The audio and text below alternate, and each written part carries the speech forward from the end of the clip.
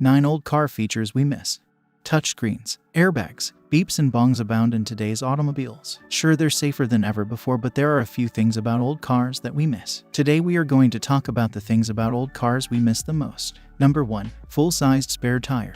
Until now, most cars used to come with a full-sized spare tire, a feature that everyone would be happy to have. Spare tires were useful because after changing them you could carry on driving normally. Most spares we have today limit your speed to 50 miles per hour and you need to change them to normal wheels as soon as you can. Off-road cars. For example, the Mercedes G-Class still comes with full-sized spare wheels, but not many models have this amazing feature.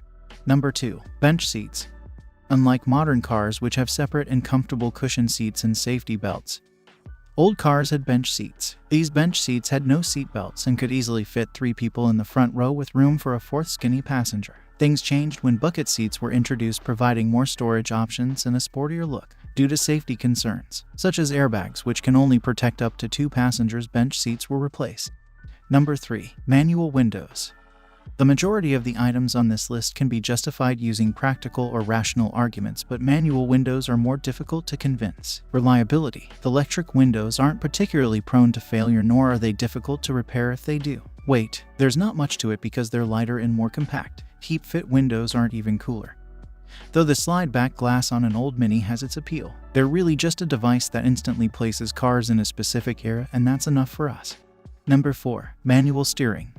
Manual steering, also known as truck steering, is the next feature on the list. It was amusing to watch someone drive in the early 2000s when most cars didn't have assisted steering. It was a workout to turn the wheel when stationary. However, as time and technology progressed, the non-assisted steering wheel was eventually replaced by hydraulic and electronically assisted steering.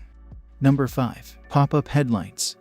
You are probably thinking about the Mazda MX-5 and probably already guessed that pop-up headlights would make the cut. In the 1960s, pop-up headlights became popular and many car collectors still prefer them. The hidden headlight feature, which was once only available on American muscle cars like the Corvette and smaller sporty cars like the Mazda Miata, gave the car an extra cool flair of style. Throughout the 1990s, changes in safety regulations mandated that cars' front ends need to be collapsible in the event of a crash. This change in safety standards will inevitably lead to the discontinuation of pop-up headlights. Thankfully, they can still be found on older generations of vehicles that are still legal to drive on public roads.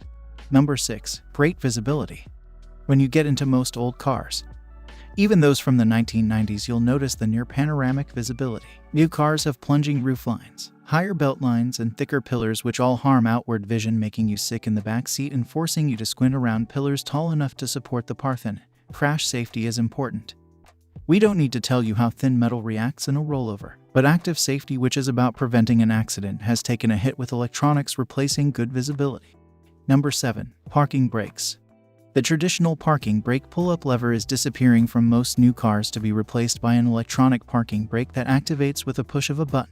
Traditional parking brakes are often referred to as emergency brakes because they will usually still work if the regular brakes fail. The push button is much easier to package for automotive engineers because it leaves more interior room for cup holders. The biggest drawback of electric parking brakes is that they can't be used for drifting because they only work when the car is stopped. Number 8. Ignition keys. One of the great pleasures of older cars is the startup procedure, which is often overlooked in favor of steering feedback or gearshift feel. If the car needs a couple of cranks to start, the act is amplified even more. In the end, it all comes down to the twist of a key, a mechanical act that initiates a mechanical procedure. It, like many others on this list, has been sacrificed for convenience and safety. But it may make a comeback in the future as car enthusiasts demand more control over their vehicle's behavior. In our opinion, the ignition button isn't a big problem if it looks good, but some car makers tend to hide their starter button under the steering wheel. Number 9. Tall tire sidewalls. There are numerous reasons why modern wheels and tires differ in size and profile from their predecessors. For starters, cars are physically larger, so there are proportions to consider. They're also faster, necessitating higher performance tires and larger wheels to accommodate larger brakes and finer suspension tuning. However, we miss the sprung effect of taller sidewalls, which can help to mask minor flaws. They also provide better protection from curbs and potholes and are integral to the car's style. A 1950s sports car simply wouldn't look right without plump rubber under each arch. Which features weren't mentioned? Do you have any of these features on your car? Tell us in the comments below. We try to reply to everyone. Thank you for watching.